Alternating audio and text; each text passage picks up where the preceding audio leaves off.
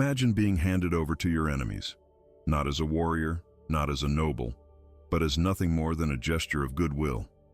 A silent servant girl, believed to be mute, deemed worthless by those who traded her life for peace. But what if that silence was hiding the most dangerous secret in the kingdom? What if the girl they thought powerless was actually carrying a truth so explosive it could bring kings to their knees and set two worlds ablaze? This is the story of Yrsa, a young woman who spent her entire life invisible, voiceless, erased by people who found her existence inconvenient.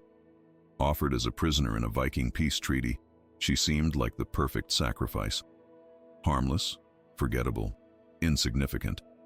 But beneath her silence lived memories of fire and blood, of a mother murdered to hide a king's shame, of secrets that powerful men would kill to keep buried.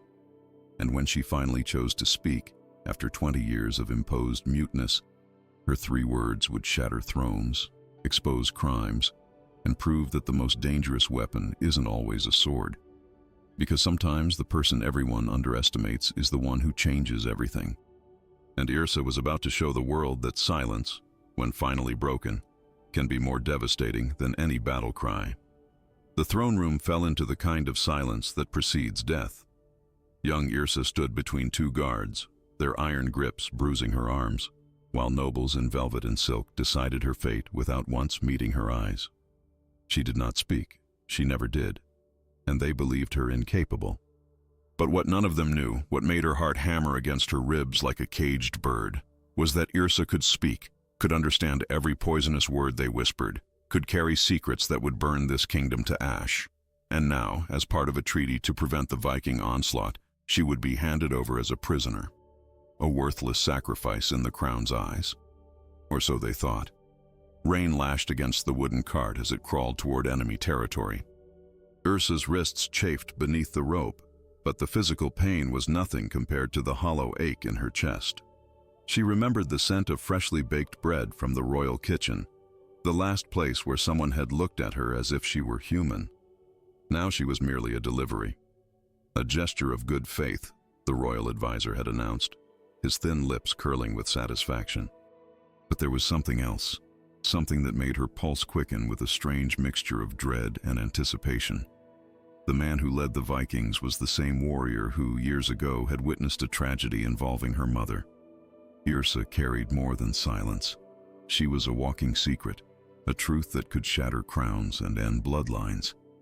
And the moment her feet touched enemy soil, mud sucking at her worn leather shoes, she felt closer to understanding than she had ever been. Yet that proximity to truth terrified her more than any blade. The Viking fortress rose before her like a beast of stone and timber, its walls scarred by countless battles. She was received with the warmth of winter steel, rough hands shoving her into a cell that smelled of damp earth and old blood. The cold bit through her thin servant's dress, raising goosebumps along her arms. But something caught her attention, something that made her breath catch in her throat. A symbol carved into the stone wall, crude but unmistakable. The same symbol her mother had worn on a pendant around her neck, the one that had burned with her in the fire. Or so Yrsa had been told.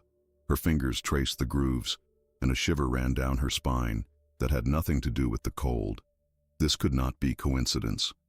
This was a message, or a warning, or perhaps both. When a young Viking woman appeared with a wooden cup of water, her eyes widened as they fell upon Yrsa.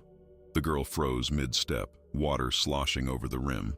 She stared at Yrsa's face as if seeing a ghost, her lips parting to release a barely audible murmur in the harsh Nordic tongue.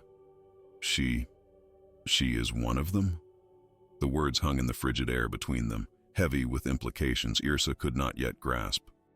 The Viking girl's hand trembled as she set down the cup, her gaze darting between Yrsa's face and the carved symbol on the wall. Then she fled, her footsteps echoing down the stone corridor, leaving Yrsa alone with questions that multiplied like shadows at sunset. Night fell, bringing with it a darkness so complete it felt solid, pressing against her skin. Yrsa sat with her back against the wall, the carved symbol beneath her fingertips, and allowed herself to remember. Her mother's face was a blur now, softened by time and trauma, but she remembered the warmth of her embrace, The lullabies sung in a language Yrsa no longer spoke. She remembered fire, screaming, the smell of smoke and burning flesh. She remembered strong arms pulling her from the flames, a man's face obscured by smoke and chaos.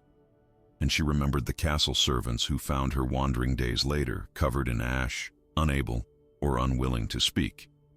They had taken her in, given her the lowliest work, and she had learned that silence was survival, that invisibility was armor. But now, in this enemy fortress, that armor felt paper-thin. Every instinct screamed that she was not where she was supposed to be, that the threads of fate had pulled her back to something she should have stayed far away from. Her throat tightened with suppressed emotion, tears burning behind her eyes that she refused to let fall. She had survived this long by feeling nothing, showing nothing, yet the symbol on the wall seemed to pulse with hidden meaning, promising answers to questions she had buried deep. The cell door suddenly crashed open, the sound like thunder in the suffocating silence. Yrsa's head snapped up, her heart leaping into her throat. But it was not a guard who filled the doorway. A young man stood there, tall and broad-shouldered, with hair the color of wheat and eyes like storm-gray sea. He wore furs and leather, a sword at his hip, but it was his expression that stopped her breath. Shock, recognition, and something that looked terrifyingly like grief.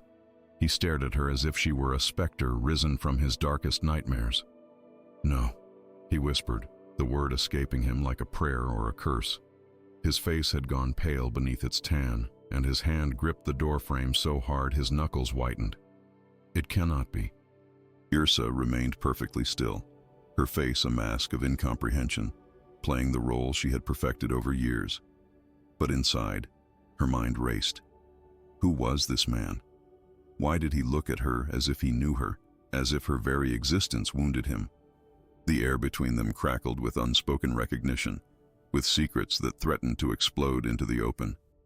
He took a step into the cell, and she could see his chest rising and falling rapidly, could see the muscle working in his jaw as he fought for control. This was Leif, though she did not yet know his name. The son of the Viking leader who had agreed to this treaty, and he was looking at her as if he had just seen a ghost, because in a way he had. Leif was known throughout the Northern Territories as a man carved from ice, emotionless in battle, merciless in negotiation, untouched by sentiment or weakness. His father had forged him that way, tempered him in violence and strategy until nothing soft remained. Or so everyone believed. But as he stood in that damp cell, staring at the silent girl with dirt-streaked cheeks and eyes that held secrets older than her years, something inside him cracked. It was not the crack of breaking, but of thawing, painful, unwanted, and utterly terrifying. He did not know why this particular prisoner disturbed him so deeply, why her face seemed to echo through chambers of his memory he had sealed shut. Yet there it was, undeniable as the scar across his knuckles. She mattered, and he did not understand why. Yrsa watched him with a stillness that unnerved him more than any scream or plea could have. Most prisoners cowered, begged, or spat defiance. She simply observed, her dark eyes tracking his movements with an intelligence that belied her supposed muteness. Leif circled her slowly, studying her face from different angles, searching for the source of his discomfort. Her features were delicate but hardened by labor, her hands calloused from servant work, her posture that of someone who had learned to take up as little space as possible. Yet beneath that carefully constructed invisibility, he sensed steel. This girl was not what she appeared to be, and that realization made his jaw tighten with frustration. "They say you cannot speak," he said in her language, testing her, watching for any flicker of reaction. "They say you are simple, harmless, a gesture of goodwill." His voice dropped to a dangerous whisper. "But I do not believe them." Yrsa's face remained blank, her expression one of gentle confusion, as if his words were merely sounds without meaning. She tilted her head slightly, like a bird observing something it does not quite understand. The performance was flawless, too flawless. Leif felt anger surge through him, not at her deception, but at his own inability to prove it. He moved closer, close enough to see the rapid pulse at her throat, the slight dilation of her pupils. Fear. She was afraid, but she masked it so well that most would never notice. He crouched before her, bringing his face level with hers, and spoke in the old Nordic tongue, the language his grandmother had taught him as a child. If you can hear me, if you can understand, know this. Secrets in my father's house do not stay buried long. For the briefest moment, so brief he almost missed it, her eyes widened. Just a fraction, just enough. Gotcha, he thought with grim satisfaction. But he said nothing, merely straightened and turned to leave. As he reached the doorway, his hand went to the silver brooch that fastened his cloak, the one his mother had given him before she died. The brooch bore the symbol of their clan, ancient and sacred. His fingers fumbled with the clasp, and it fell to the stone floor with a metallic clatter that seemed too loud in the enclosed space. He did not pick it up. He simply walked away, leaving it there like bait for a trap he did not fully understand yet. Yrsa stared at the brooch, her heart hammering so hard she thought it might break through her ribs. The symbol etched into its surface was identical to the one carved on the wall, identical to the pendant her mother had worn. Her hands shook as she reached for it, her fingers closing around the cold metal. Memories crashed over her like waves, her mother's voice singing strange lullabies, the smell of pine and sea, a language she had once known but forced herself to forget. What did it mean? Why did this enemy warrior carry the same mark that haunted her dreams? The questions multiplied, tangling in her mind until she wanted to scream, to break her silence and demand answers. But she did not, could not. The cost of speaking was too high, the secrets she carried too dangerous. Days crawled by with agonizing slowness. The young Viking woman, whose name Yrsa learned was Astrid, brought food and water but no longer looked at her directly, as if afraid of what she might see. Leif returned frequently, each visit a study in careful observation. He did not interrogate her or threaten her. Instead, he spoke aloud, sometimes in her language, sometimes in his own, as if thinking through a puzzle. He mentioned an old fire, a village burned to ash 20 winters ago. He spoke of his mother's whispered warnings about a woman from the south who had loved unwisely and paid with her life. He described a child who vanished in the chaos, presumed dead. And with each word, Yrsa felt the walls closing in, felt the truth pressing against her sealed lips like water against a dam about to burst. Leif began to remember, fragments assembling themselves into a picture he did not want to see. He was 7 years old when his mother took him to witness a meeting between clans, a meeting meant to forge peace through marriage. But there had been a woman there, a southern woman with dark hair and darker eyes, who had argued against the union. She had spoken of love, of honor, of the cruelty of bartering people like cattle. His mother had wept that night, though she would not tell him why. Months later, they heard of the fire, of the village razed in retribution for harboring a traitor. His mother grew quiet after that, withdrew into herself, and died before the year ended. He had buried those memories, dismissed them as childhood confusion. But now, looking at Yrsa, he wondered if his mother's grief had been for more than just a stranger's tragedy. Meanwhile, in the castle where Yrsa had grown up, a lady of the court named Eleanor began asking questions. She had noticed the girl's absence, noticed the haste with which she had been handed over to the Vikings. Eleanor was not like the other nobles. She remembered faces, paid attention to servants, and possessed a curiosity that made her dangerous to those with secrets. She started digging through old records, interviewing retired staff, following threads that others had dismissed as coincidence. What she found in the dusty archives made her blood run cold. A royal bastard, hidden and silenced, traded away like damaged goods. But whose bastard? And why go to such lengths to erase her? Back in the Viking stronghold, an elderly man named Bjorn shuffled into the great hall during an evening feast. His eyes were milky with age, but his mind remained sharp as winter wind. When servants mentioned the Christian prisoner, curiosity drew him to her cell. He stood in the doorway for a long moment, studying her face with an intensity that made Yrsa's skin prickle.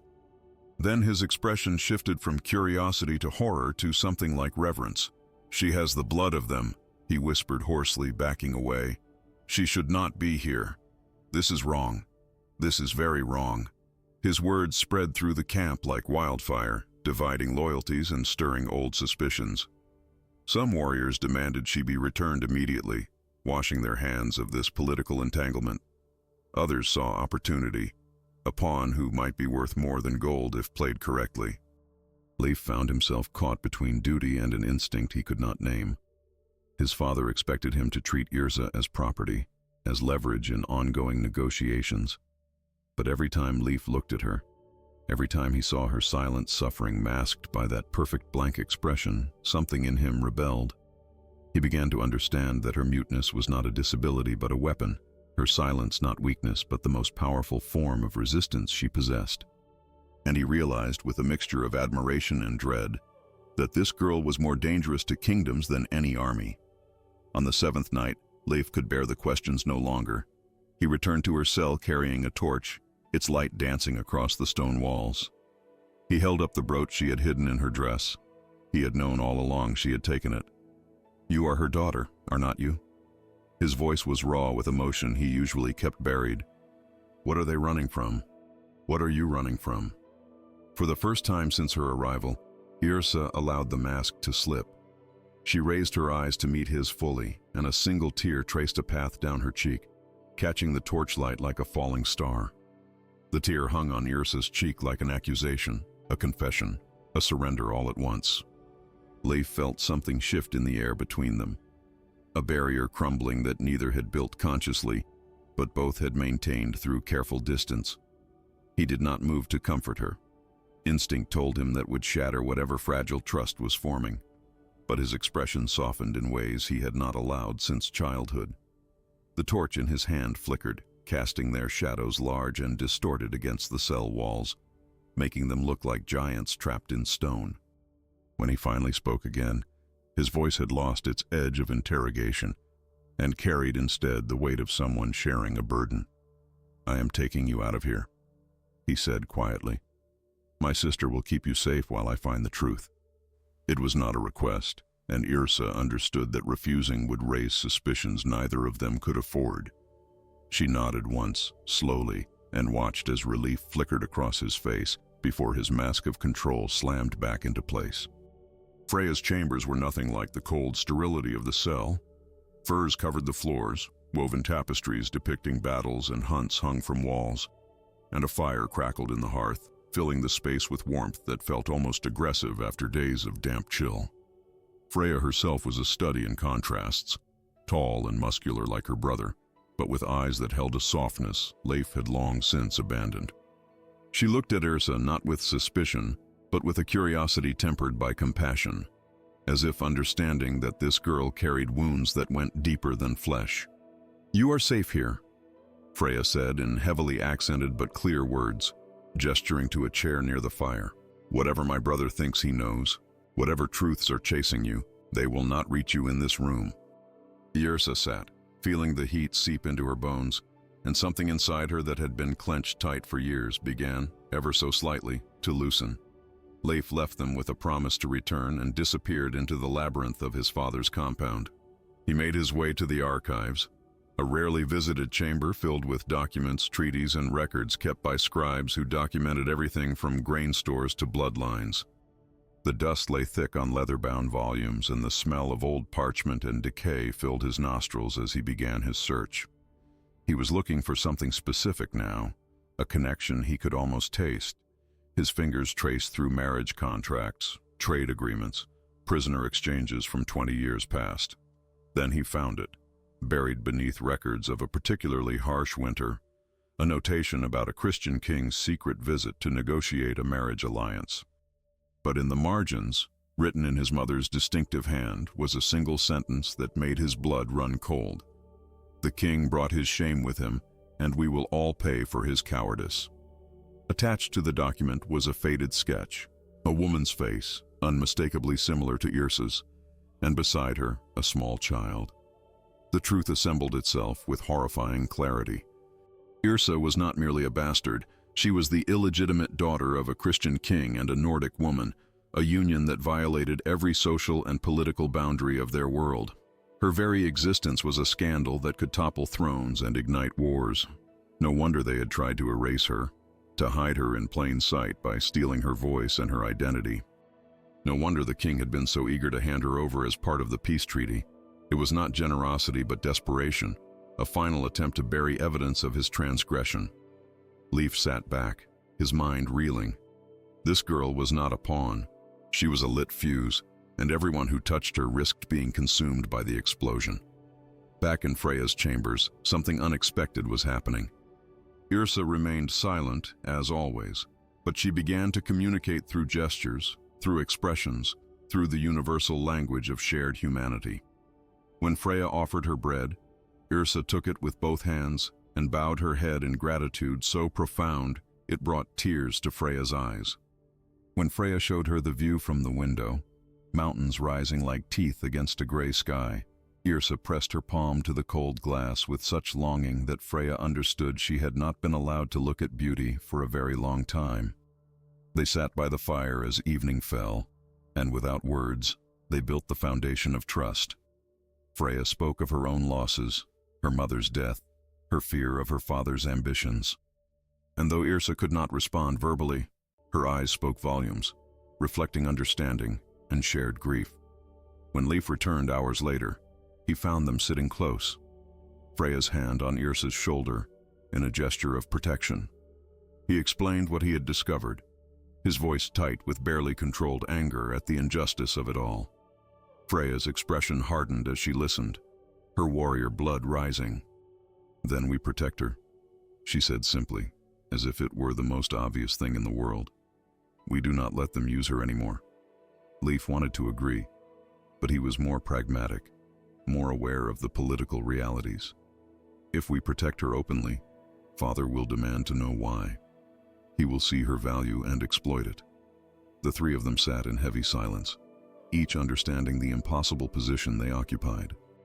Yrsa was valuable precisely because of who she was, and that value made her a target from all sides. It was Freya who suggested they not force Yrsa to speak, but rather give her the tools to communicate on her own terms. She brought parchment and charcoal, placing them in Yrsa's hands. For a long moment, Yrsa stared at the blank surface, her hand trembling. Then, slowly, deliberately, she began to draw. Not words. She had been silent too long to trust language, but symbols. She drew the brooch's emblem, then beside it, the royal seal of the Christian kingdom. She connected them with a single line, then placed a small figure at the intersection. Herself. The message was clear. She was the bridge between two worlds, the living proof of a connection that powerful people wanted erased. Leif and Freya exchanged glances, the full weight of the situation settling on them like armor. Over the following days, the three formed an unlikely alliance. Leif continued his investigation, uncovering more evidence of the conspiracy to hide Yrsa's true identity. Freya became her protector and companion, teaching her small acts of defiance, how to stand tall, how to meet eyes without flinching, how to reclaim the space she had been taught to minimize. And Yrsa, for the first time in her memory, felt seen, not as a servant, not as a problem to be solved, but as a person worthy of care and protection. The silence she had weaponized for survival began to feel less like armor and more like a choice, something she controlled rather than something that controlled her. But danger was circling closer. In the Christian court, Eleanor's investigation had reached the king's ears. Panicked, he sent urgent messages to the Viking leadership, increasing the gold offered for Yrsa's return, or her permanent silence. In the Viking compound, whispers spread about the mysterious prisoner who had captured Leif's attention. Old Bjorn's warning had not been forgotten, and factions formed around different interpretations of what should be done with her. The compound felt like a powder keg, awaiting only a spark. On a rain-soaked night, with thunder rolling across the mountains like war drums, Yrsa approached Leif with another piece of parchment. On it, she had drawn something that made his heart stop, the royal coat of arms of the Christian kingdom, rendered in perfect detail. Beside it, she had written a single word in shaky letters, as if the act of writing itself caused pain. Father. Leif understood immediately. She was not just acknowledging her heritage, she was claiming it. This silent girl was declaring herself heir to a throne that had tried to erase her existence. And in that moment, Leif realized that Yrsa was not just a victim of political machinations. She was becoming something far more dangerous. A woman with nothing left to lose and everything to fight for. The parchment trembled in his hands as he looked up at her. "This changes everything," he whispered. "If you reveal this, there will be war." Yrsa held his gaze, and in her eyes, he saw not fear but determination. She took the parchment back and added one more element to her drawing: 2 crossed swords, and beneath them a single word: peace. She was offering herself as the solution, but on her terms now. Not as a silent pawn, but as a queen without a crown who understood that her voice, when she finally chose to use it, could either save kingdoms or burn them to ash. That night, Freya disappeared. Her chambers were empty, the door left ajar, and on her bed lay a single item: a dagger, its blade smeared with something dark. On the wall, written in what looked disturbingly like blood, was a message in the old tongue: "The silence of her is worth more than 1,000 swords." Panic tore through Leif like a blade through silk. He had seen men die in battle, had watched friends bleed out on frozen ground, but nothing compared to the ice-cold terror that gripped him when he saw that empty room and the blood-written message mocking him from the wall. Freya was more than his sister. She was his conscience, the part of him that still believed in honor when everything else demanded pragmatism. And now someone had taken her, used her as a message, a warning that Yrsa's secrets were worth killing for. He spun toward Yrsa, who stood frozen in the doorway, her face drained of color, her hands clutching the doorframe so tightly her knuckles had gone white. For a moment, he saw past her carefully constructed silence to the guilt churning beneath.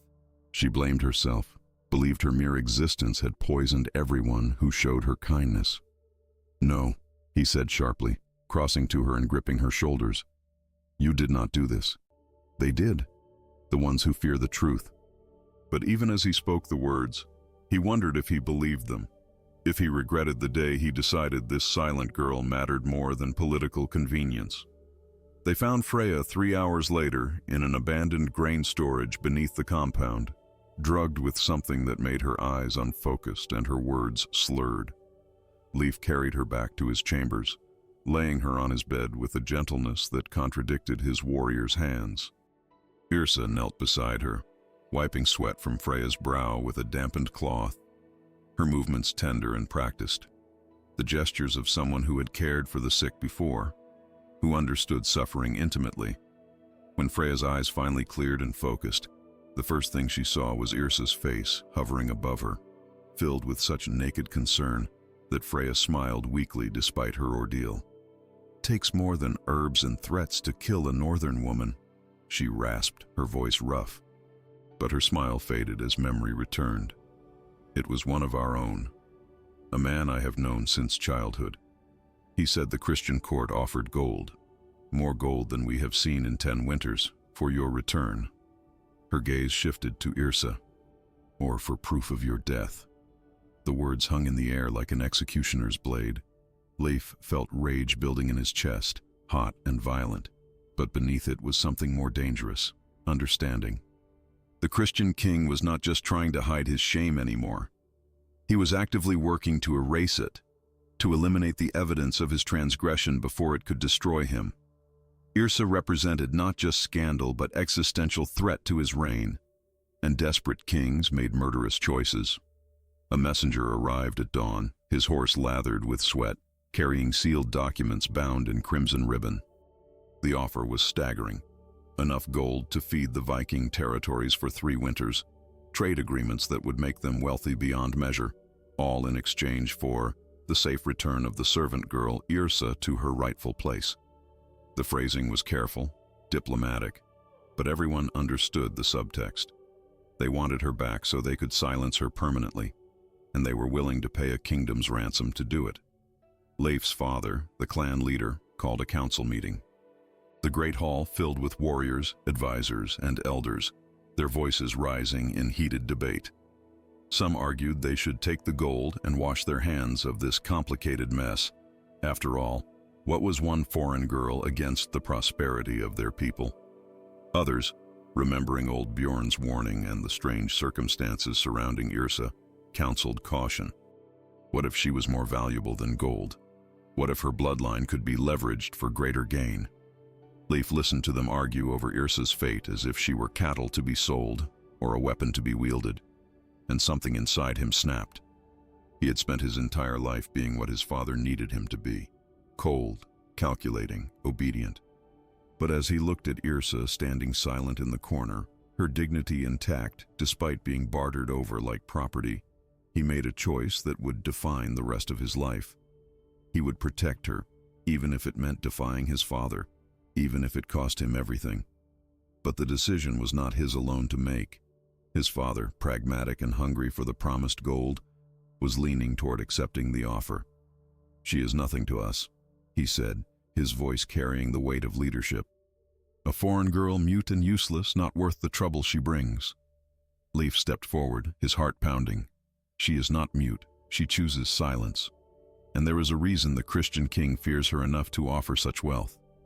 The hall fell silent, all eyes turning to him. "What reason?" his father demanded. Leif hesitated, knowing that revealing Yrsa's true identity would make her either infinitely more valuable or immediately more dangerous. Before he could answer, Yrsa herself moved forward, stepping into the center of the hall with a confidence that shocked everyone present. From her dress, she withdrew the parchment she had drawn, the one showing her connection to the Christian throne. She held it up for all to see, her silence now more powerful than any speech. Understanding rippled through the crowd like wind through wheat. Old Bjorn gasped, recognizing the implications immediately. "She is royal blood," he breathed. "The king's bastard, that is why they want her dead." The revelation changed everything.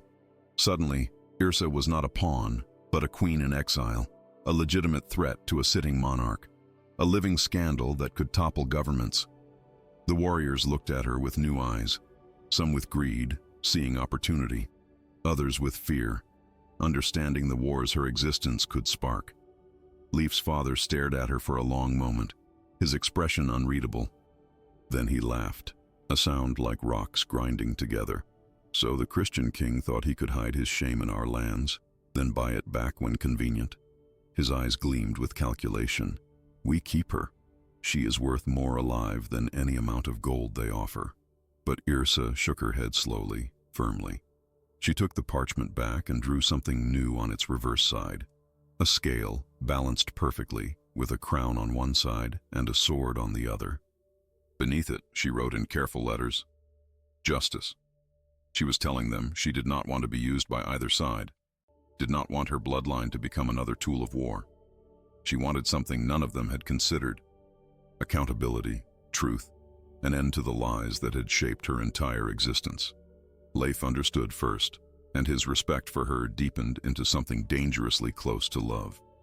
This girl who had been silenced, erased, traded like property, she was not seeking revenge or power.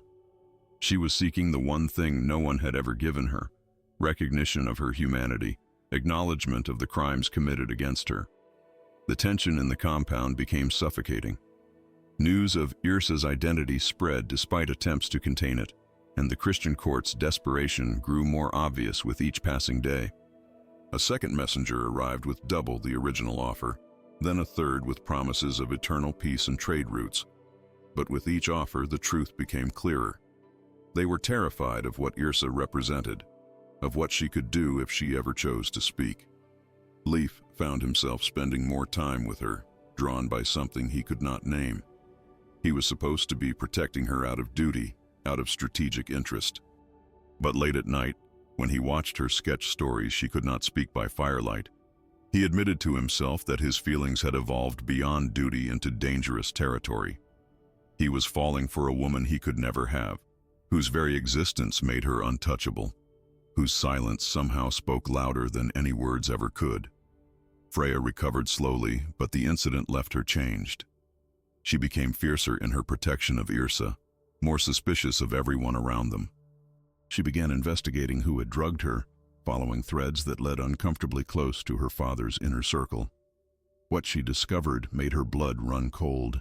There was a traitor in the compound, someone feeding information to the Christian court, someone who had been promised wealth beyond measure for delivering Yrsa's head. She brought her findings to Leif in whispered conversation, and they realized they were running out of time. The enemy was not just outside their walls, it was sitting at their table, sleeping in their barracks, waiting for the perfect moment to strike. Yrsa felt the walls closing in from all sides. If she stayed silent, she would be used as a political tool, married off or murdered depending on which side found her more useful. But if she spoke, if she revealed everything she knew about the fire that killed her mother, about the king's crimes, about the conspiracy to erase her, she would ignite a war that would consume thousands of innocent lives. The weight of that choice pressed down on her chest until she could barely breathe. She began to understand that her silence had protected her for years, but now it was becoming a prison of its own making. At some point, she would have to choose: remain voiceless and survive, or speak and risk everything. Late one night, as storm clouds gathered and thunder rolled like approaching armies, Leif's father burst into the chamber where Yrsa was staying. His face was flushed with rage, his fist slamming down on the wooden table with enough force to make the candlelight jump. "She is his daughter," he roared, his voice shaking with fury. "The Christian king's bastard. And we have all been deceived. By him, by our own traditions, by everyone who knew the truth and said nothing." The truth, when it finally emerged in its entirety, was more horrifying than anyone could have imagined. Leif's father stood in the center of the chamber, his weathered hands trembling not with age but with the weight of revelation, and began to speak the words that would shatter whatever remained of Yrsa's carefully constructed world. 23 years ago, the Christian king had traveled north under the pretense of negotiating trade routes, but his true purpose was far more personal. He had fallen obsessively in love with a northern woman named Solveig, Yrsa's mother, a woman of remarkable beauty and fiercer spirit who had rejected the constraints of both her world and his. Their affair was passionate, reckless, and ultimately doomed. When Solveig became pregnant, the king panicked. His kingdom would never accept a half-northern bastard. His political alliances would crumble. His claim to divine right would be questioned. So he made a choice that revealed the darkness at the core of his soul. He ordered the entire village where Solveig lived to be burned to ash, every man, woman, and child, erasing all evidence of his transgression in a single night of fire and screaming. Yrsa felt her knees give way, her body collapsing onto the cold stone floor as the truth crashed over her like an avalanche. Her mother had not died in some random raid or unfortunate accident. She had been murdered, deliberately and systematically, by the man whose blood ran through Yrsa's veins. The father she had never known was also her mother's executioner, and she herself had only survived because of a twist of fate so improbable it felt like mockery. Leif moved to catch her, his arms wrapping around her trembling form, but she barely registered his touch.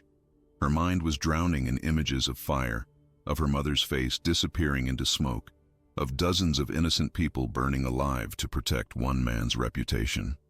The silence she had maintained for so long suddenly felt inadequate, too small to contain the enormity of this grief. She wanted to scream, to tear the world apart with the force of her anguish, but the years of practiced muteness held her voice captive even now. Leif's father continued, his voice rough with something that might have been guilt or anger or both. "I was there that night, leading a trade expedition through the region. I saw the flames from miles away, heard the screams carried on the wind. When I reached the village, it was already too late for most. But I found you, small child, maybe 3 winters old, wandering through the ashen bodies, covered in soot and blood that was not your own. Your mother had hidden you in a root cellar before the soldiers came. She saved you by sacrificing herself." He paused, his gaze fixed on Yrsa with an intensity that burned. "I knew who you were. The resemblance to Solveig was unmistakable. I knew the king would hunt for survivors. So I made a deal with him, a devil's bargain I have regretted every day since. I would return you to his kingdom, but on the condition that you be kept alive, hidden as a servant, your identity erased, but your life preserved." He agreed, probably thinking a mute servant girl would be easier to control than a corpse that might someday be discovered. The pieces fell into place with sickening clarity. Yrsa had not lost her voice through trauma or illness. She had been trained into silence, conditioned through years of subtle and not-so-subtle punishment to never speak, never question, never reveal that she understood far more than a simple servant should. Her muteness was not a disability, but a survival strategy imposed upon her by people who found her existence inconvenient. And the Viking leader standing before her now, presenting himself as some kind of reluctant savior, had been complicit in her erasure all along. He had known who she was, had known the crimes committed against her family, and had chosen political expedience over justice. The betrayal cut deeper than any blade because it came wrapped in the language of protection and pragmatism. Leif's face had gone pale, his jaw clenched so tightly she could see the muscles jumping beneath his skin. He released Yrsa gently and turned to face his father with an expression of such profound disappointment it seemed to age him a decade in moments. "You knew," he said, his voice barely above a whisper but carrying the weight of an accusation. "All these years, you knew what he had done, what she had suffered, and you said nothing. You let her live as a ghost in that castle, voiceless and invisible, while the man who murdered her mother sat on his throne and pretended to be righteous." His father tried to respond, to justify or explain, but Leif cut him off with a sharp gesture. "You are no better than him. You traded her life for peace, made her silence the price of your comfort. How many other innocents have you sacrificed for your precious political stability?" The confrontation escalated, voices rising in the chamber as father and son faced each other across an unbridgeable chasm of moral difference.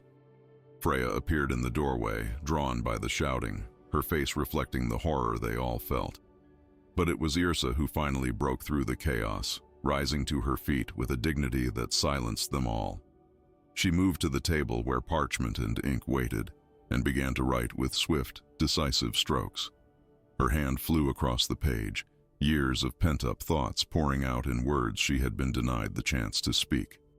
When she finished, she held up the parchment for all to see, and the words written there were simple but devastating. "I do not want revenge. I want justice. I want the king to face what he has done.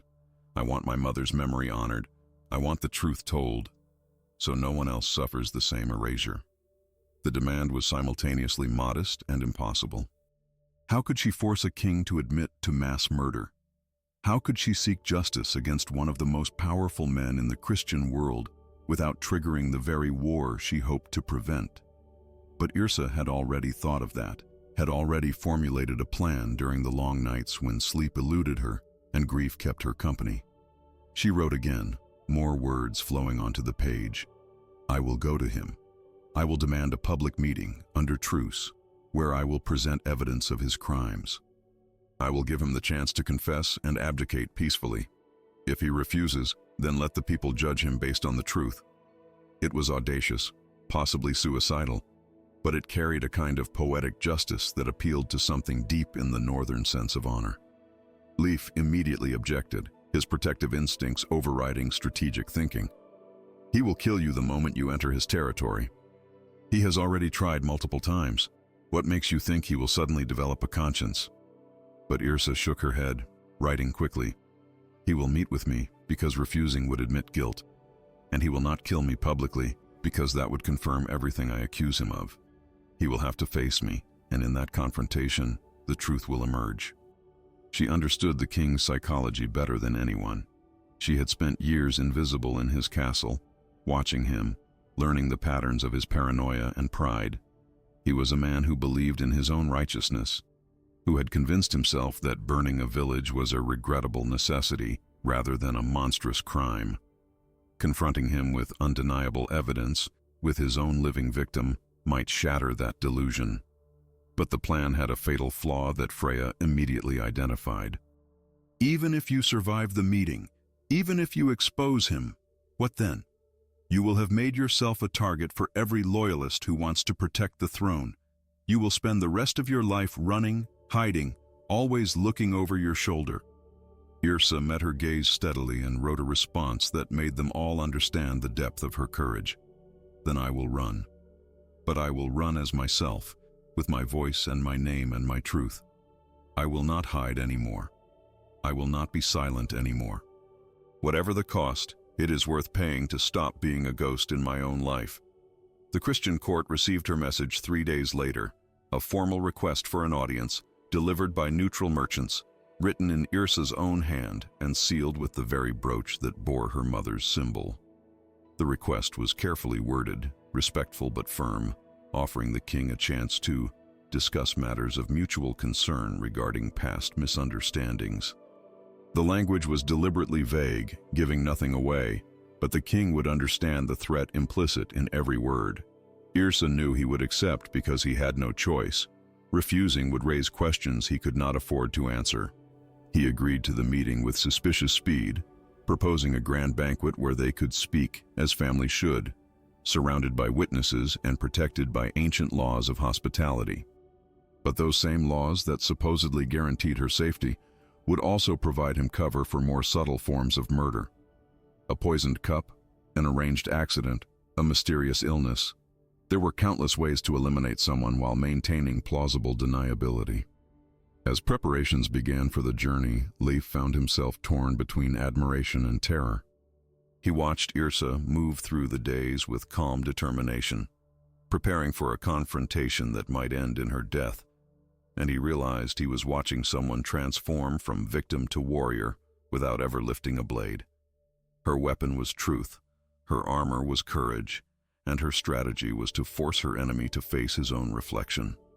The night before they were to depart, he found her standing at the window of Freya's chamber, staring out at the stars that seemed close enough to touch. He wanted to beg her not to go, to stay hidden where he could protect her, to choose survival over justice. But when he opened his mouth, different words emerged. "I believe in what you are doing, and I will stand beside you, whatever comes." The journey to the Christian capital took 5 days, each one feeling like a countdown to execution. They traveled with a small guard, enough to suggest importance, but not enough to threaten. Yrsa remained silent throughout, but her silence now felt different, chosen rather than imposed, powerful rather than submissive. She spent hours each evening writing in a journal Freya had given her, documenting everything she remembered about the fire, about her mother, about the years of enforced invisibility. It was her testimony, her evidence, her weapon. On the final night before reaching the capital, Leif confronted her one last time. "If you sense danger, if anything feels wrong, promise me you will run. Your life is worth more than any justice." Yrsa looked at him with eyes that held both affection and resolve, and wrote her response carefully. "My life has value because I choose to risk it for something that matters. That is what makes it worth living." The banquet hall glittered with candlelight and wealth, nobles in silk and velvet turning to stare as Yrsa entered. At the head of the table sat the king, older than she remembered from her servant days, his face lined with the weight of secrets and sins. He smiled when he saw her, a politician's smile that reached his lips but not his eyes, and gestured to a seat that had been prepared. "My dear child," he said warmly, playing his role for the audience of nobles who knew nothing of the truth. "How wonderful to see you return safely from your ordeal." A servant appeared at her elbow, setting down a golden chalice filled with deep red wine. The cup gleamed in the firelight, beautiful and deadly, and Yrsa stared at it for a long moment, her heart hammering in her chest. She could feel Leif's tension from across the room, could sense the breath held by everyone watching. Slowly, deliberately, she raised the chalice before her, locking her eyes on the king's face. The chalice trembled in Yrsa's hand, wine rippling like blood in the candlelight, and for a heartbeat the entire hall seemed to hold its breath in anticipation of what came next. But instead of drinking, Yrsa lowered the cup slowly and placed it deliberately on the table before her, the golden rim catching light and throwing fractured reflections across the white tablecloth. The king's smile faltered for just a fraction of a second, so brief that most would miss it. But Yrsa saw it, that flicker of uncertainty, and it gave her the courage to do what she had come here to do. From within her dress, she withdrew a folded parchment sealed with wax, and without a word, without any sound at all, she stood and walked the length of the table toward the king. Every eye followed her progress, confusion and curiosity written on noble faces that had no idea they were about to witness the unraveling of their entire world. She placed the letter directly in front of the king, her movements measured and deliberate, then stepped back and waited. The king's hands shook slightly as he broke the seal, A tremor he tried to hide by spreading the parchment flat against the table. As his eyes scanned the words written there, the color drained from his face like water through a sieve. Yrsa had written everything. The affair with Solveig, the pregnancy, the order to burn the village, the deal to hide his bastard daughter as a mute servant, the subsequent attempts on her life. Every crime, every deception, every moment of cowardice was documented in her careful script, supported by dates and details only someone who had lived through it could know.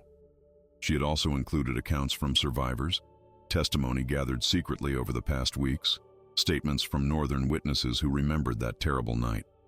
The evidence was damning, irrefutable, and now it sat before him in his own banquet hall, surrounded by his own nobles, impossible to deny or destroy without confirming its truth. "This is fantasy," the king said, his voice struggling to maintain authority, even as it cracked around the edges.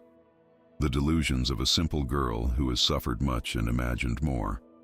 I have shown her nothing but kindness, taken her in when—" But Yrsa was already moving, reaching into her dress again, and this time she withdrew something that made several nobles gasp audibly. It was a brooch, identical to one the current queen wore pinned to her own gown at that very moment. The symbol etched into its surface was unmistakable. The personal seal of the northern clans, the mark that Solveig had worn as a sign of her heritage. Yrsa held the two brooches side by side, one stolen from her mother's burning body, one gifted to a queen who knew nothing of her husband's crimes. The implication was devastating. The king had given his legitimate wife the same token he had once given his northern lover, a grotesque recycling of affection that spoke to the shallowness of his capacity for love. The queen stood abruptly, her face flushed with humiliation and rage, staring at the matching brooches as if they were serpents coiled to strike. "Explain this," she demanded, her voice cutting through the murmurs rising from the assembled nobles. "Explain why this girl carries my brooch, my personal symbol, if she is merely some random servant you took pity upon."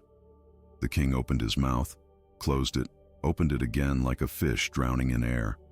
His mind raced through possible explanations, lies that might salvage the situation, but every excuse he considered crumbled under the weight of physical evidence and his own guilty expression. Yrsa watched him struggle, feeling a strange mixture of satisfaction and sorrow. This man was her father, the source of half her blood, and she was watching him unravel in real time, his carefully constructed image of righteousness peeling away to reveal the moral rot beneath. Then one of the older nobles, a man named Lord Edmund who had served the crown for 40 years, rose slowly from his seat. His face was grave, etched with lines of a conscience struggling with loyalty and truth. "Your Majesty," he said carefully, 23 years ago, I accompanied you on a northern expedition. I remember a village that burned. I remember your distress when we received news of it. And I remember a child who disappeared from the castle servants, only to reappear years later, silent and strange." His words fell like stones into still water, creating ripples that spread to every corner of the hall. Other nobles began to murmur, memories stirring, pieces connecting. The conspiracy of silence that had protected the king for decades was fracturing, each crack spreading into a dozen more, the whole edifice of lies threatening to collapse into rubble. The king stood, his chair scraping loudly against stone, and pointed a shaking finger at Yrsa. "She is trying to destroy this kingdom with slander and deception. She seeks power she has no right to claim. Guards, remove her from—" But his words died as Yrsa finally, after years of imposed silence, after a lifetime of swallowing her voice, opened her mouth and spoke. Her voice was rough from disuse, cracking and uncertain, but it carried through the hall with the force of thunder after a long drought. "You murdered my mother," she said, each word deliberate and weighted with the pain of 20 years. "You burned her alive along with 63 innocent people to hide your shame. And then you kept me as a ghost in your castle, a living reminder of your crime that you could not quite bring yourself to kill." The sound of her voice shocked everyone, the nobles who had never heard her speak, Leif, who had only imagined what she might sound like, even the king himself, who had perhaps convinced himself that she truly was mute. that his crime had been somehow less terrible because his victim could not name him. Chaos erupted. Nobles were on their feet, some shouting denials, others demanding answers, the queen weeping openly at the betrayal and humiliation. Guards moved toward Yrsa, but Leif and his warriors stepped forward, hands on sword hilts, creating a barrier of northern steel between her and anyone who might mean her harm. The banquet had transformed into something between a trial and a riot, years of suppressed truth bursting forth like a dam finally giving way. In the midst of the pandemonium, Yrsa remained eerily calm, her voice continuing to cut through the noise. "I am not here for revenge," she said, her words simple but powerful. "I am here so the dead can finally be mourned, so the truth can finally be known, so no one else suffers what I suffered. That is all I want: acknowledgement, justice, and an end to the lies." But the king was beyond reason now, his carefully constructed world collapsing around him. He saw his legacy crumbling, his divine right questioned, his place in history forever tainted by this inconvenient truth. "She is mad," he shouted desperately, driven insane by trauma, speaking lies and fantasy. "I am your king, anointed by God himself, and I will not be accused by some bastard servant girl who—" His words cut off abruptly as Lord Edmund spoke again, his voice carrying the weight of moral authority that even a crown could not override. "If she is mad, then let us investigate her claims. If she speaks truth, then let justice be done regardless of crowns and thrones. Those 63 people deserve that much, do they not, Your Majesty?" The challenge hung in the air, impossible to deflect without admitting guilt, impossible to accept without risking exposure.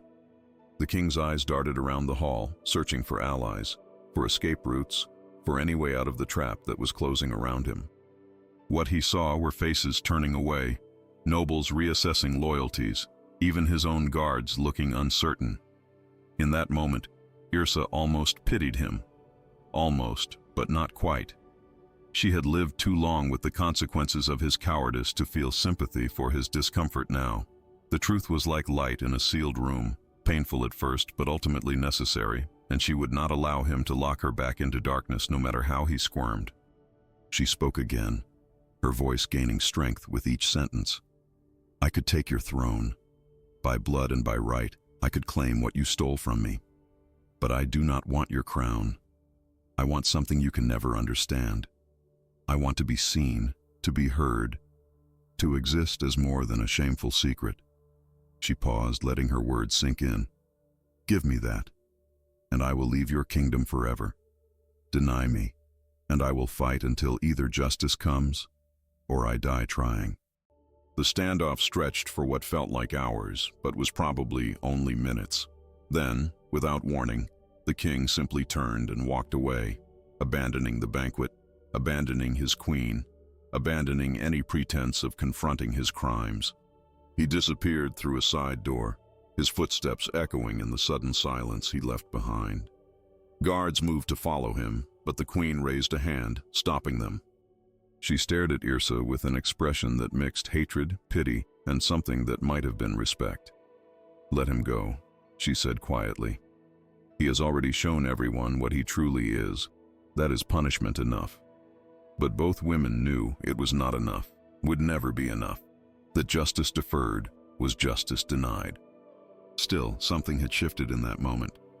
The king's flight was an admission of guilt more powerful than any confession, and everyone present understood that the crown sat less securely on his head than it had an hour before. As nobles filed out in shocked silence, whispering urgently to one another, planning allegiances and hedging bets, Leif approached Yrsa carefully. "You did it," he said softly. "You made them see." But Yrsa did not feel victorious. She felt exhausted, wrung out, as if speaking after so long had drained something essential from her core. She had wanted this confrontation for years, had dreamed of forcing the king to face his crimes, but now that it had happened, she found only emptiness where satisfaction should have been. The dead were still dead. Her mother was still gone, and she was still fundamentally alone, caught between two worlds that would never fully accept her. That night, the king disappeared. Some said he fled to a monastery seeking sanctuary. Others whispered of suicide by his own hand. Still others suggested his own guards had dispensed rough justice in the darkness. No one knew for certain, and perhaps that was fitting. A man who had tried to erase others from history now found himself erased, his fate unknown, his legacy forever tainted. What everyone did know was that when morning came, a crown sat on a velvet cushion outside the chamber where Yrsa had been given lodging, abandoned like an unwanted burden, a symbol of power that had become too heavy for its wearer to bear.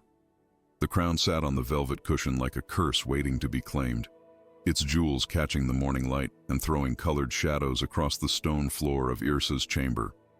She stared at it for a long time, this symbol of everything that had been stolen from her and everything she had never wanted, feeling the weight of expectation pressing down even though she had not touched the thing. Outside her door, she could hear urgent whispers, nobles gathering, debating, arguing about what should happen next. The kingdom had been thrown into chaos by the king's disappearance, a vacuum of power that nature and politics both abhorred. Into that vacuum, they wanted to place her, this girl who had been invisible for 20 years, suddenly thrust into blinding spotlight.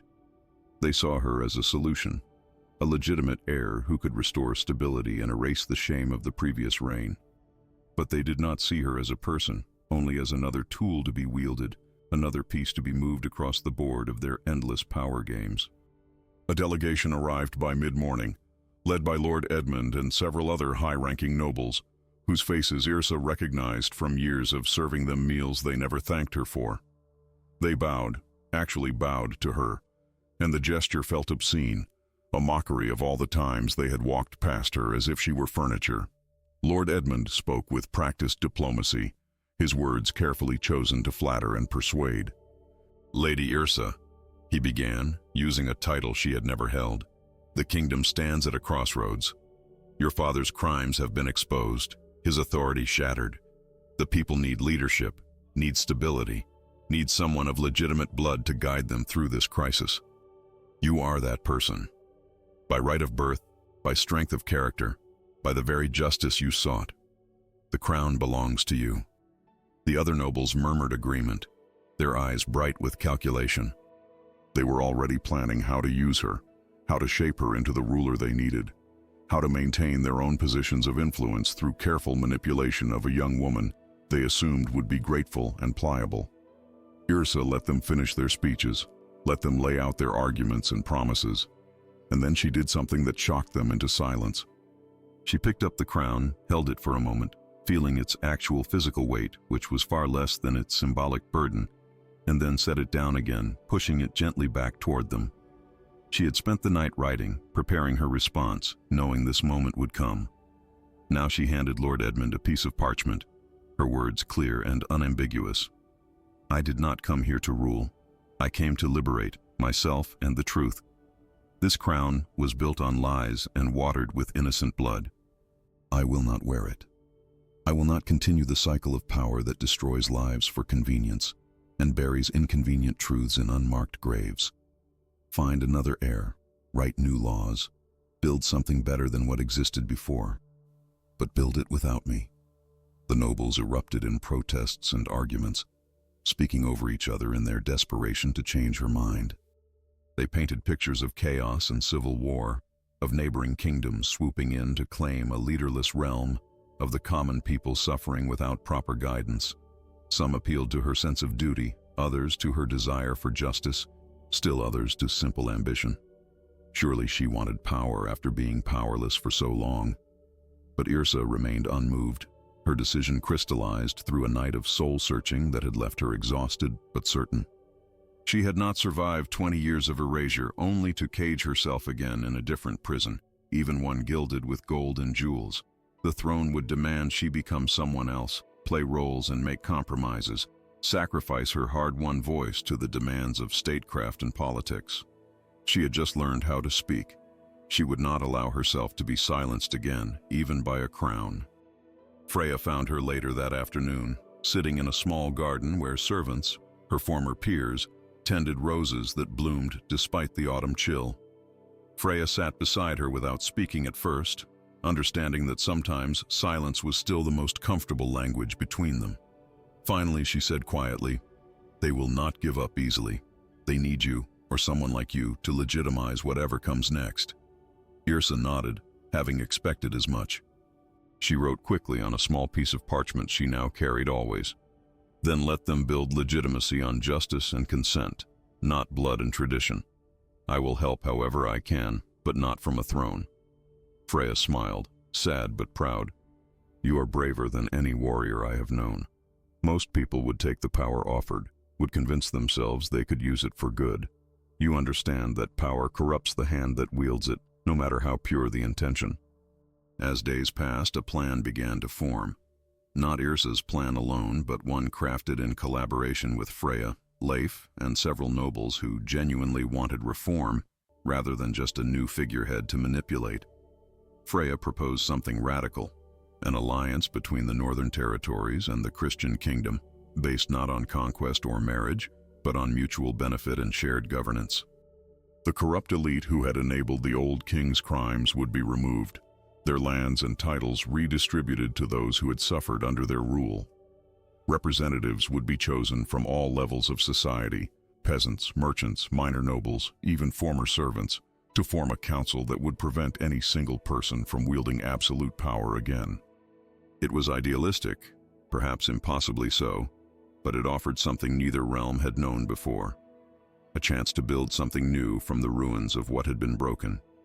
Yrsa's role in this new order would be as witness and advocate, using her story to push for reforms that protected the vulnerable and gave voice to the voiceless. She would not rule, but she would speak, and people would listen because she had earned that right through suffering and courage. The irony was not lost on her. She who had been forced into silence would now make her voice heard precisely because she refused the power that might have silenced her again. She spent hours in meetings with the forming council, writing suggestions and objections, pushing them to think beyond traditional hierarchies and consider what justice might look like if it served people rather than crowns. Some dismissed her as naive or idealistic, but others saw the wisdom in her proposals, the hard-earned understanding of what it meant to exist at the bottom of a system designed to keep certain people powerless. Through it all, Leif remained nearby, a constant presence that Yrsa found both comforting and painful.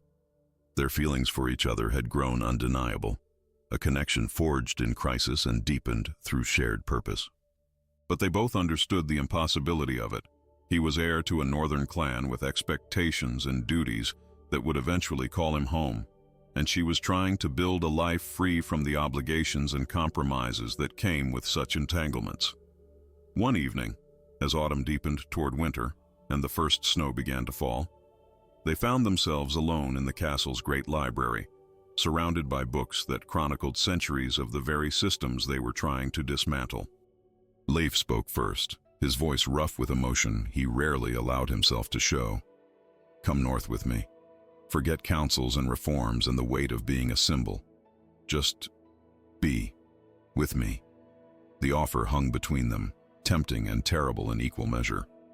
Yrsa wanted to say yes, wanted to run away from the exhausting work of building something new and simply exist in whatever peace they could carve out together. But she knew that running would hollow her out, would leave her wondering what might have been accomplished if she had stayed. She had spent too long being invisible to abandon the chance to finally matter, to use her story to change stories yet unwritten. She took his hand, squeezed it gently, and wrote what they both already knew. I love you too much to make you part of a life I am still discovering how to live. And you love me too much to ask me to abandon what I survived to become. Leif read the words, and though grief flickered across his face, he nodded understanding. Some loves were meant to be lived, others meant to be honored through release. The day came when Yrsa prepared to leave the castle for good, not in chains or as a servant, but as herself, complicated, scarred, free. She had decided to travel among the villages destroyed by war and political machinations, listening to their stories, documenting their suffering, advocating for the reparations and reforms the new council had promised. It was not glamorous work, not the stuff of legends or songs, but it was real and necessary and hers.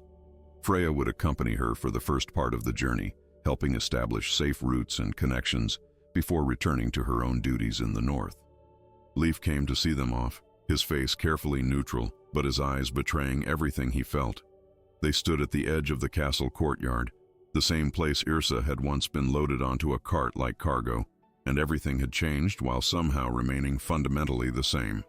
She was still leaving, still uncertain of what waited ahead, still carrying more questions than answers.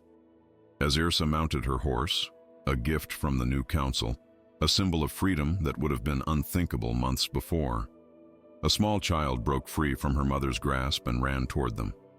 The girl could not have been more than 5 or 6 years old, with tangled hair and a dress mended so many times it was more patch than original fabric.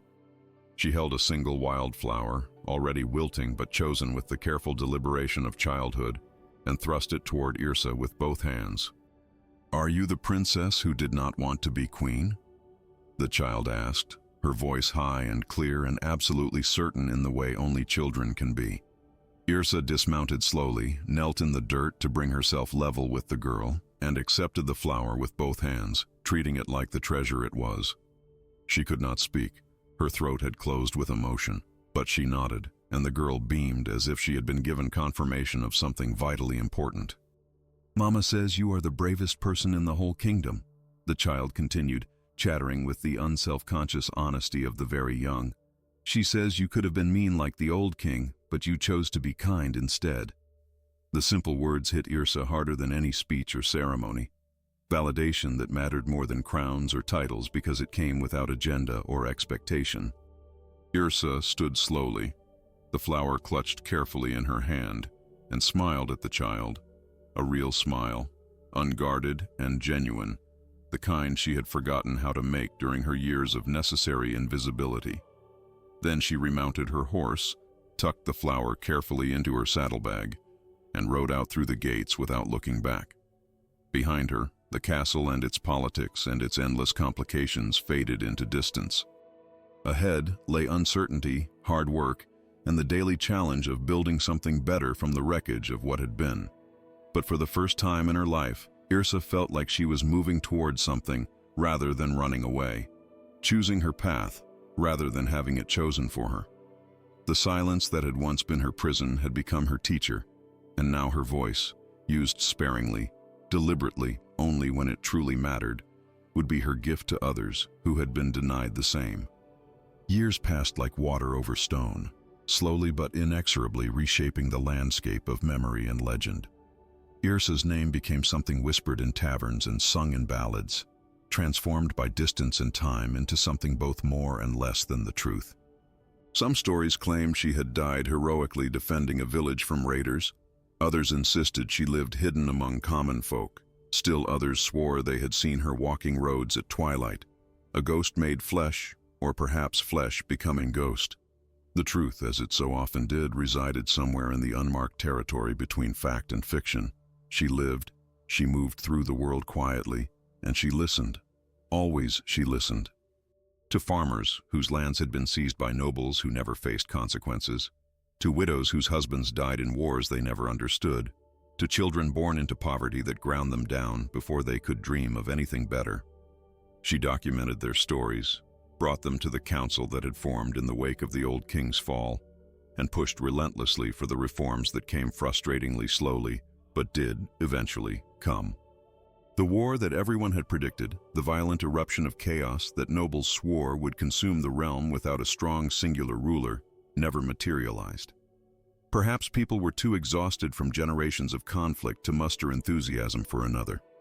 Perhaps the new system, imperfect as it was, offered enough hope that revolution seemed less appealing than evolution. Or perhaps, and Yrsa liked to believe this, though she knew it might be naive, perhaps her act of refusing power had planted a seed in the collective consciousness, a tiny radical notion that strength could be measured in restraint rather than domination, that leadership could come from service rather than sovereignty. The changes were incremental, often invisible day to day, but over the span of years they accumulated into something that resembled progress. Former servants sat on councils, laws were written to protect the vulnerable rather than just property, and voices that had been systematically silenced for centuries began to find space to speak. In a marketplace far from any castle or seat of power, in a town whose name appeared on no important maps, An elderly woman sat on a worn wooden stool and told stories to whoever would listen. Her voice was reedy with age, but still strong, still capable of commanding attention. And she had a gift for narrative that drew crowds even on days when purses were light and everyone should have been working. Today she was telling the story she told most often, the one people requested again and again, never seeming to tire of its familiar rhythms. "There was once a girl," the old woman began, her eyes distant with memory or imagination or both, "who was given as prisoner in a treaty meant to stop a war. She had no voice, taken from her by cruelty and fear, and no power, just the terrible weight of secrets she could not speak, and truths she could not share.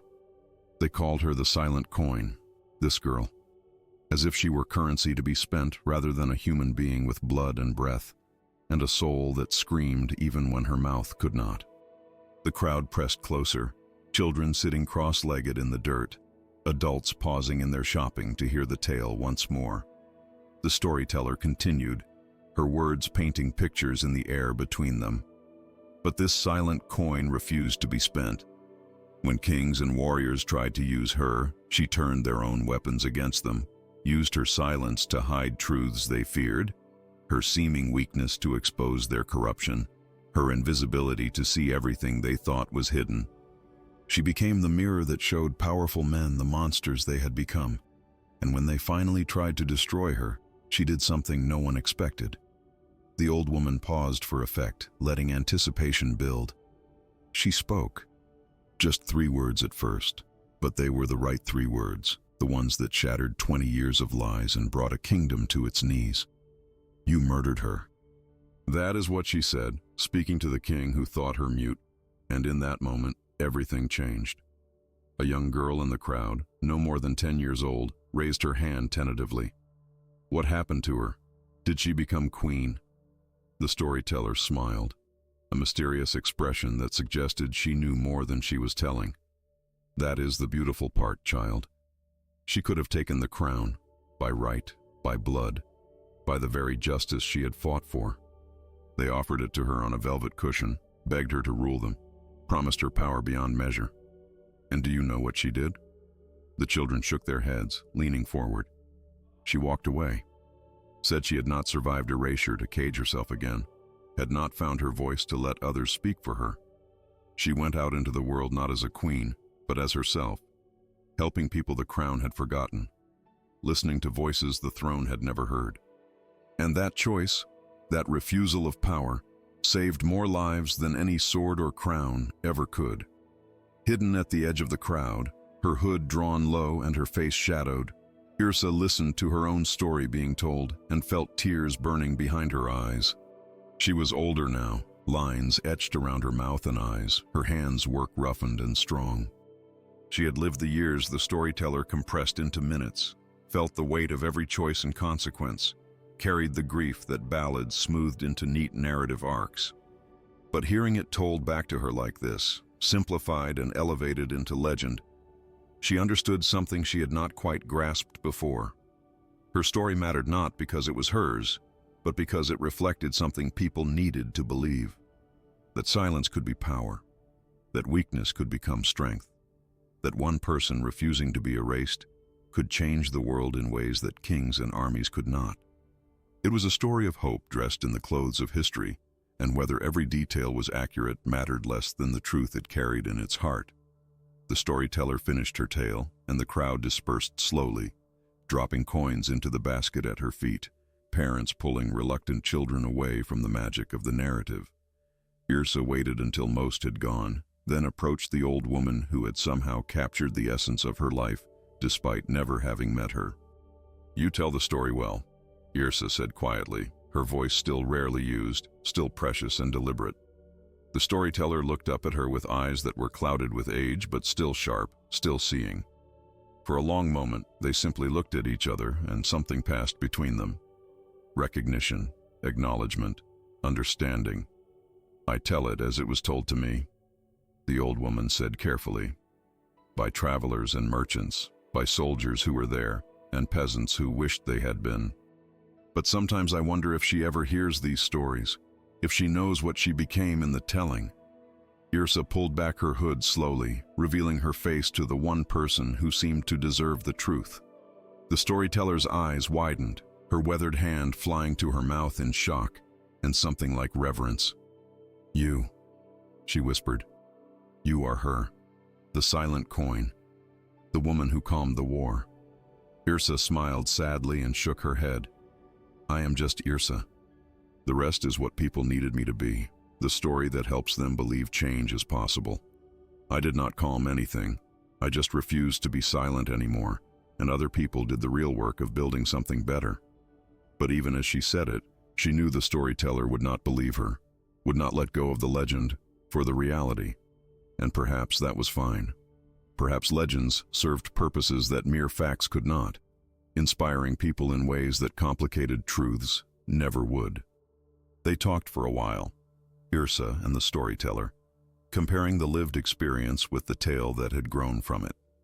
The old woman asked questions about details that had been lost or embellished, and Yrsa answered what she could, though some memories were too painful to excavate, and others had been worn smooth by time, until she could no longer distinguish what had actually happened from what she had convinced herself had happened.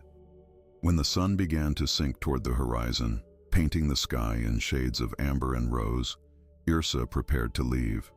The storyteller caught her hand, her grip surprisingly strong for someone so aged. "Thank you," she said simply, "for living the story we needed, for refusing the crown we would have given you, for showing us that power is not the only path to change. You saved more than a kingdom.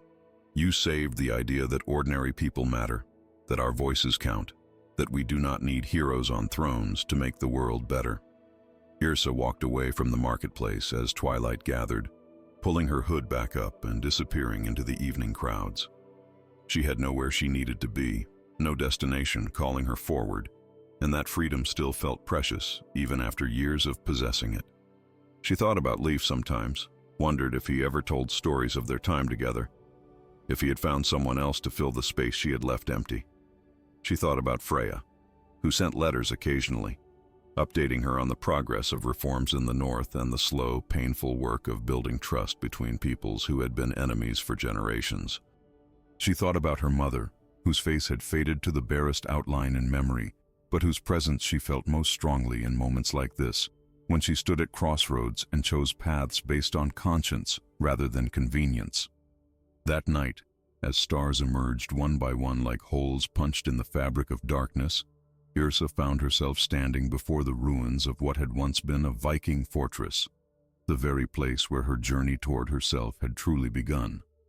The compound was abandoned now, its political purpose obsolete, its walls slowly crumbling back into the earth from which they had risen.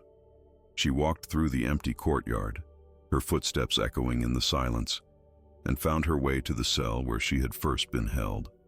The door hung crooked on broken hinges, and vegetation had begun to reclaim the stone, but the symbol carved into the wall remained, weathered but still visible.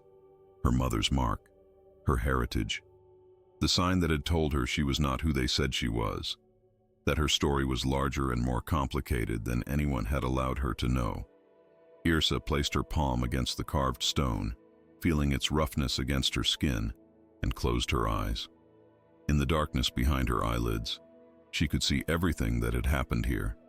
The fear and confusion, the slow dawning of understanding, the moment when silence became choice rather than imposition. She could see Leif's face when he first looked at her and knew something was wrong, could feel Freya's protective presence, could taste the terror and exhilaration of finally speaking after 20 years of forced muteness. But mostly, she felt gratitude. Gratitude that she had survived, that she had found her voice, that she had been given the chance to refuse power when it was offered, and to choose instead a life of meaning over a life of authority. Not everyone got that choice. Most people lived and died without ever being seen, their stories untold and unmourned. She had been given something rare, the opportunity to be heard, and the wisdom to understand that being heard was enough, that she did not need crowns or thrones to validate her existence. As she stood there, alone in the ruins of where her transformation began, Yrsa understood that her story was complete. Not finished. She would continue living, working, listening, speaking when necessary, but complete in the sense that it had achieved what stories are meant to achieve. It had changed her, and through her, it had changed others. The girl who had been offered as prisoner in a treaty, who had been silenced and erased and treated as less than human, had become the woman who showed the world that refusing to be silent was its own form of warfare, that truth spoken at the right moment could topple kingdoms, that power rejected was sometimes more powerful than power claimed. She was the silent coin who had learned to speak, the prisoner who had freed herself, the would-be queen who had chosen humanity over royalty. And that, she thought, as she finally turned and walked back out into the world, was enough. It was more than enough. It was everything. Yrsa's story forces us to confront an uncomfortable truth. How many times do we silence ourselves to survive? How often do we swallow our voices, hide our truths, make ourselves smaller because speaking up feels too dangerous, too costly, too impossible? She spent 20 years as a ghost in her own life, invisible to people who should have seen her, voiceless in a world that should have listened. And when she finally had the chance to claim power, real, tangible power that could have given her everything she had been denied, she walked away. Because she understood something most of us forget. True strength is not about dominating others, but about refusing to let others define who you are. Would you have had that courage? Would you have turned away from the crown? Or would the temptation of finally being seen, finally mattering, finally having control have been too strong to resist? This story reminds us that the most revolutionary act is often the quietest one, choosing authenticity over authority, choosing truth over comfort, choosing to speak only when your words can truly change something rather than simply fill the silence. Yrsa did not need a throne to matter. She mattered because she refused to stay erased, because she turned her pain into purpose, because she understood that real change comes not from those who wear crowns, but from those who dare to tell the truth, even when it costs them everything. Her legacy was not power, it was proof that one person, armed only with courage and conviction, can shift the course of history without ever raising a sword. If this story moved you, if it made you think about your own silence and the truths you carry, then share it with someone who needs to hear it. Leave a like to help this message reach others who might be fighting their own battles with invisibility and voicelessness.